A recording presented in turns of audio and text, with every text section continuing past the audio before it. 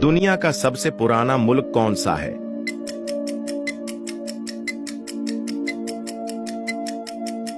सही जवाब है ईरान।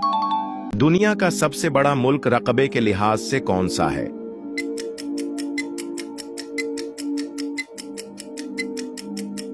सही जवाब है रूस। किस मुल्क के शहंशाह ने अपने खून से किताब लिखी थी?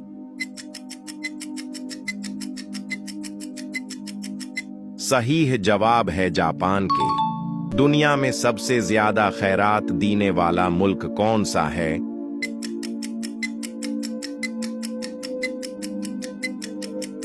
सही जवाब है जापान।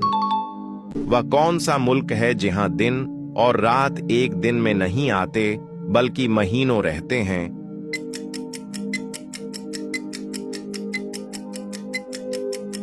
सही जवाब है नॉर्वे।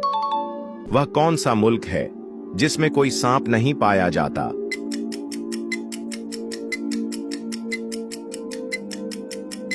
सही जवाब है आयरलैंड।